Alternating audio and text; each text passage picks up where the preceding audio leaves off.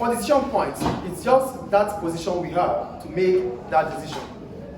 So as soon as we made the decision, then we'll be expecting an outcome. This outcome will be represented with figures. So that takes us to the next one, which is outcome. For outcome, this is a point where different results might be obtained. So with the outcome, we're going to have different results, mostly success or failure. So this is where we need to know if we are going to continue the business or to take on decision or not. So for outcome, it is represented as a circle. The first one is the square, which is the point of making decision. Then the outcome, which is represented as circle. This is the outcome. So the outcome can be success or failure, success or failure. So this is the point there. This is the result we're going to get as soon as we make decision about B or C. The decision is about this. So this is the outcome for B, this is the outcome for C.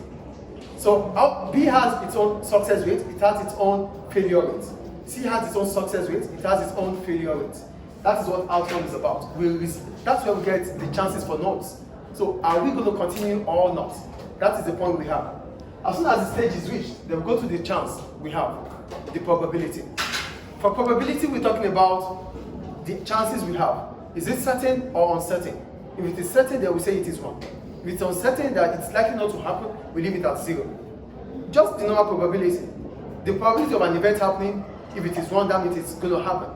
It's not, even if it is 1, it means it's certain. It's not more probability, it's certain it's going to happen. But if it comes to probability, maybe 1/2, either it's going to happen or not. But if it's never going to happen, it's 0. So that is where probability comes in, or chance. So that's why I wrote, this is the likelihood of a possible outcome. Is it going to happen or is it not going to happen? If it's going to happen, we say it's 1. If it's not going to happen, we say it's 0. That's about that. And the last one is the expected monetary value, where we need to know the success rate with the expected revenue. The monetary value, the success rate with the expected profit or loss. The success or the failure rate with the expected profit or loss. What do you mean with point? This is a decision about to launch new campaign or to retain the old campaign. We want to make a decision about these two.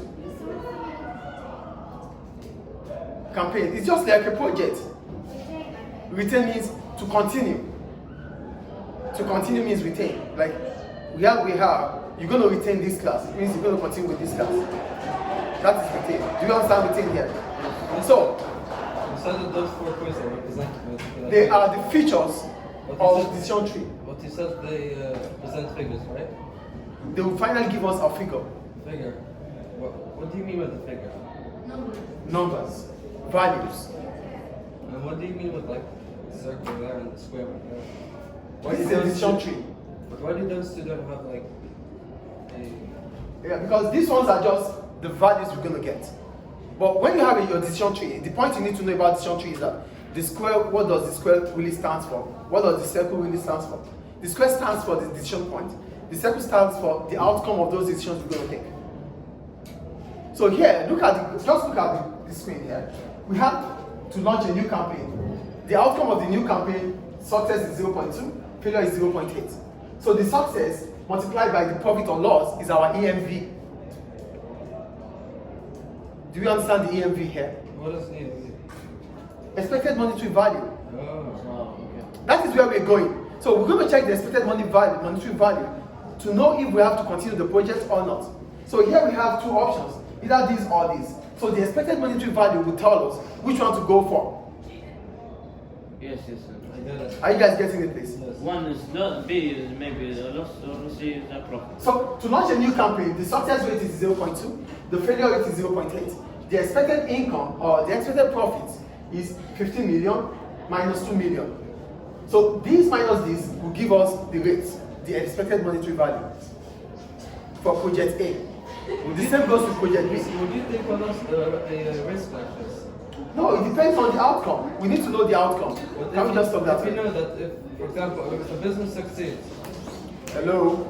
Can you just stop that, please? It's a classroom. Yes? if a business succeeds, your profit will be 15 million.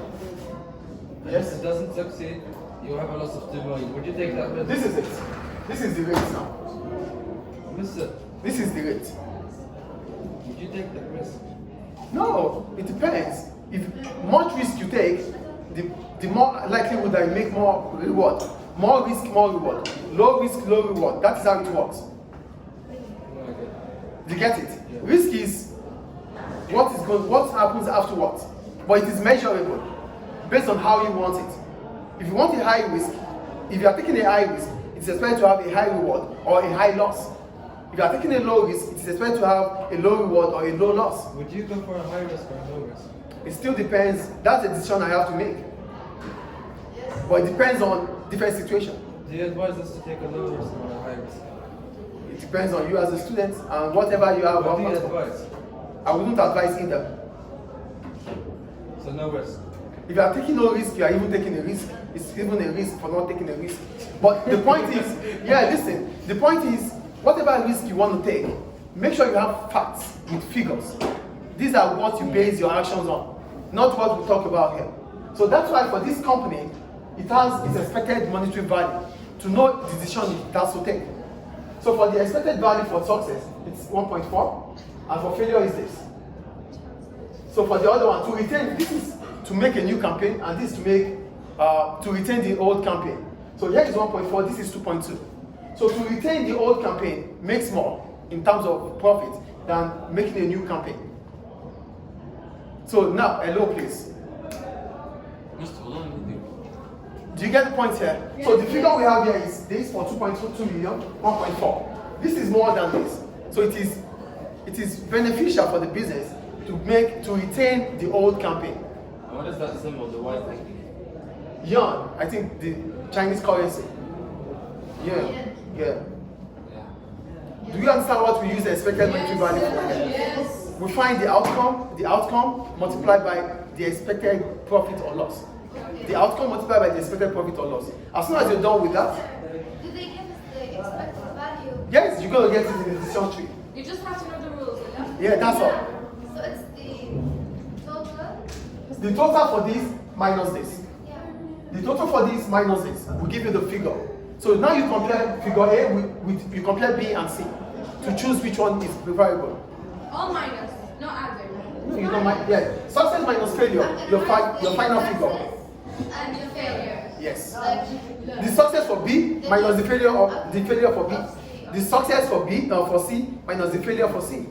So as soon as you're done with that, you're gonna have a final figure. The success of B yeah. minus the failure of B. Oh, okay. The success of C minus the failure of C. This will give you a figure. This will give you a figure. Minus. Yeah. Well, as soon as you're done, you're gonna have the figure here. So this will allow you to choose which one is beneficial. But based on what we have here, this is having 1.4 EMV and this is having 2.2 EMV. So it means retaining the campaign will be more beneficial than making a new campaign. Yeah. Thank you. Is it clear? Yes.